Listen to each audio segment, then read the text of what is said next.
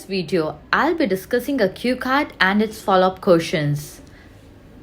So, the cue card is: describe your experience when you changed your school or college, or describe an experience about moving to a new school or house. So, this is our cue card, and let's see on the sub questions. The sub questions are: why did you change your school or college? So, here we have why. When was it? When was that helpful? And what were the consequences after that? So, consequences after that, we need to discuss these 4 points in a cue card. अगर हम हिंदी भाषा में देखें तो यहाँ पे पूछा हुआ अपना वो एक्सपीरियंस शेयर करो जब आपने स्कूल या कॉलेज बदला था, या वो एक्सपीरियंस बताओ जब आप किसी नए स्कूल या हाउस में गए थे. तो हमने बताना है क्यों हमने चेंज किया, कब चेंज किया, क्या वो हेल्पफुल था और उसके क्या कॉन्सिक्वेंसेस आपको आए उसके बाद. I have been to 2 schools in my life. My primary school was different from my secondary school. I have vague remembrance of my primary school and I was too small then. Here I would like to talk about my secondary school, in which I studied from 6th to 12th class. I had to change my school because my father got transferred to a different city and we have to move with him. My school's name was MTK Arya Senior Secondary School. I vividly remember I was very nervous on the first day. This school was much bigger than my primary school. I was afraid of getting lost there. I was little bit excited also. I just walked inside with the other students and went where they were going. I was a new face for them. So many of them were staring at me. I asked one student about where 6th class was. Coincidentally, she was also in 6th class. She took me to her class. That was the beginning of new friendship.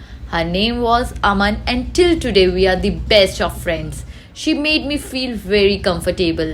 All my nervousness vanished. We attended the classes before the lunch break and during the recess she showed me the whole school. I was awed by the infrastructure of the school. There were separate labs for physics, chemistry and computer science. There was also a huge library. Badminton and volleyball courts were also there. The canteen was the most impressive. All the teachers were also very nice. I studied for 7 years in that school and those were the most memorable years of my life. So this is the cue card. These are the points that you can speak in your speaking, but I would like to discuss in your native language और हिंदी मातृभाषा में भी हम इसको discuss करेंगे. सो यहाँ पे मैं कह रही हूँ I have been to 2 schools. तो 2 स्कूल्स की बात की है, 2 है, प्लूरल है तो स्कूल के साथ एस लगेगा. तो ये बहुत छोटी मिस्टेक है जो अक्सर स्टूडेंट्स करते हैं. My primary school was different from my secondary school. Secondary school होता है 5वीं 6ठी कक्षा के बाद वाला जो 12वीं तक रहता है, और प्राइमरी छोटे बच्चों वाला जो शुरू होता है 1st to 5th. तो आई हैव वेग रिमेम्बरेंसेस. वेग मतलब धुंधली. किसकी? मेरे प्राइमरी स्कूल की मुझे बड़ी धुंधली रिमेम्बरेंस है, एंड क्योंकि मैं बहुत छोटा था तब, बहुत छोटी थी तब. Here I would like to talk about my secondary school. और मैं किसके बारे में बात करना चाहूँगी? अपने सेकेंडरी स्कूल के बारे में, जहाँ पे मैंने 6th से लेके 12th क्लास तक पढ़ाई की है. I had to change my school. क्यों चेंज किया? क्योंकि मेरे फादर की ट्रांसफ़र हो गई डिफरेंट सिटी में और हम उनके साथ वहाँ पे मूव इन कर गए. अब वी है, पास्ट की बात चल रही है तो वी के साथ हैड आएगा क्योंकि पास्ट की बात है, तो वी के साथ हैव नहीं आएगा. मेरे स्कूल का नाम था MTK Arya senior secondary school.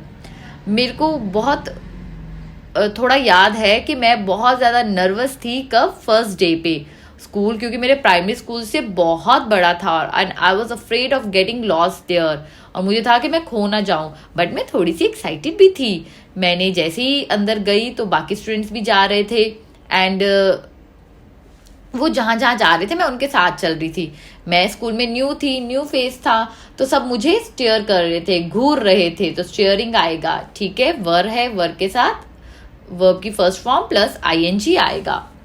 Then मैंने एक बच्चे को पूछा, एक स्टूडेंट को पूछा कि 6th क्लास कहाँ पे है, और वो भी 6 क्लास की ही लड़की थी, तो कोइंसिडेंटली मतलब वो भी 6 क्लास की ही लड़की थी, तो ये बहुत अच्छा कोइंसिडेंट हुआ मेरे साथ। और उसने मुझे क्लास में लेके गई और वहाँ पे एक नई दोस्ती की शुरुआत हुई। और हमारे अपने बचपन के दोस्त ज़्यादा याद है ना, as compare to college and all. तो उसका नाम था अमन, और आज भी हम दोनों बहुत अच्छे फ्रेंड्स हैं। और मेरी ये फ्रेंड कनाडा में चली गई है और उसने मुझे बहुत कंफर्टेबल फील करवाया। मेरी नर्वसनेस सारी चली गई, वैनिश मतलब ख़त्म हो गई। वो इतनी अच्छी थी और इतना अच्छा उसने मुझे कंफर्टेबल फील करवाया। हमने लंच के पहले क्लासेस अटेंड की और क्लास के बाद रिसेस हुई, और रिसेस जिसे हम आधी छुट्टी भी कहते हैं, उसके बाद उसने मुझे पूरा स्कूल दिखाया। मैं पूरे स्कूल का इंफ्रास्ट्रक्चर देख के बहुत खुश हुई और दंग रह गई। सेपरेट लैब्स हैं यहाँ पे, किसकी? फिजिक्स की, केमिस्ट्री की और कंप्यूटर साइंस की। यहाँ पे लाइब्रेरी भी बहुत बड़ी है, बैडमिंटन और वॉलीबॉल कोर्ट्स भी हैं यहाँ पे, और कैंटीन भी बहुत इम्प्रेसिव है। सभी टीचर्स बहुत अच्छे थे वहाँ पे, इवन अभी भी बहुत अच्छे हैं फिलहाल। I studied for 7 years in that school. मैं 7 साल उस स्कूल में पढ़ी, and those were the most memorable years of my life. और वो मेरी जिंदगी के बहुत बेहतरीन मोमेंट्स रहे हैं। तो अगर हम देखें, आपको क्वेश्चन जो पूछा गया था, why did you change the school, तो हमने वाई का आंसर भी दे दिया कि हमारे फादर की ट्रांसफर हुई थी। ठीक है। व्हेन, जब आप 6 क्लास में एडमिशन लेनी थी। Was it helpful? हाँ जी, इतना अच्छा था कि आपको इतना कुछ उधर, इतनी फैसिलिटी थी। And what were the consequences after that, उसके क्या कॉन्सिक्वेंसेज आए आपको? जब इतना अच्छा स्कूल है, तो यहाँ पे इतनी अच्छी फैसिलिटीज अवेलेबल हैं, तो मैं एक अच्छी स्टूडेंट बन के निकली और मैंने 12th में डिस्ट्रिक्ट में टॉप किया। तो हम ये चीज़ें मेंशन कर सकते हैं कि, और हमारी जो इंग्लिश है बहुत अच्छी हुई, मैंने बहुत कुछ सीखा।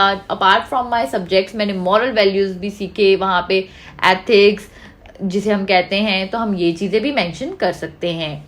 तो चलिए अब डिस्कस करते हैं फॉलो अप क्वेश्चंस, जो अक्सर बच्चे यहाँ पे मार खाते हैं, क्योंकि जनरल क्वेश्चंस में तो वो बहुत इजीली बोल लेते हैं, बट फॉलो अप क्वेश्चंस काफ़ी ट्रिकी माने जाते हैं और बच्चे यहाँ पे कंफ्यूज हो जाते हैं। तो अब हम फॉलो अप क्वेश्चंस डिस्कस करेंगे। तो फर्स्ट फॉलो अप क्वेश्चन है हमारा, are children better at solving problems than adults? क्या बच्चे बेटर है प्रॉब्लम को सॉल्व करने के लिए एज कम्पेयर टू एडल्ट्स? तो हम कहते हैं, I don't think that children are better problem solvers as compared to adults, because problem solving requires 2 things. One is logical ability and second is experience. Although children might be good at applying new approach or perspective towards a problem, however, they sometimes don't have the experience to solve the problems that they face. Sometimes who can solve it better will also depend on the nature of the problem. So यहाँ पे हमने simple भाषा में लिख दिया कि हमें नहीं लगता, हम हिंदी में भी यही सोच रहे हैं या अपनी किसी और लैंग्वेज में भी यही सोच रहे हैं, तो क्यों? तो हमने लिख दिया हमें नहीं लगता, मुझे नहीं लगता है कि बच्चे जो हैं बेटर हैं problem solvers, because problem solving के लिए 2 चीज़ें चाहिए, एक लॉजिकल एबिलिटी कि हम लॉजिकली सोच सके, दूसरा एक्सपीरियंस। और बच्चे ठीक है अच्छे हो सकते हैं कि न्यू अप्रोच है, पर्सपेक्टिव है प्रॉब्लम को लेके, बट एक्सपीरियंस बहुत मैटर करता है किसी भी प्रॉब्लम को सॉल्व करने के लिए। तो यहाँ पे हमने वही चीज़ मेंशन की है। And sometimes who can solve it better will also depend on the nature of the problem, और प्रॉब्लम की नेचर पे भी डिपेंड करता है कि कैसे सॉल्व की जाती है। Next, what are the pros and cons of living in a high rise building? कहता क्या फायदे और नुकसान है किसके रहने के लिए, किसमें? हाई राइज बिल्डिंग, ऊंची बिल्डिंग्स में। I think the advantage is that high rise building offers the beautiful views. अगर हम किसी ऊंची बिल्डिंग में रह रहे हैं तो हमारा व्यू अच्छा होगा ना। And easy access to facilities like gym, swimming pools, shops. तो आजकल जो हाई राइज बिल्डिंग है, ऊंची ऊंची इमारतें, उनमें जिम्स भी होते हैं, स्विमिंग पूल्स भी होते हैं, शॉप्स भी होती हैं। On the other hand, the disadvantages include the fire risk and the fact that people have to live in compact spaces. कहते हैं एक तो आग का खतरा और छोटी छोटी जगहों पे लोगों को रहना पड़ता है, because apartments and rooms in high rise buildings are comparatively smaller in size, क्योंकि वो छोटे होते हैं। What are the pros and cons of living in an old and new neighbourhood? कहता क्या नुकसान और फायदे हैं किसमें, के पुराने और नए नेबरहुड में? I think the major difference of living in old and new neighborhoods is the access to facilities.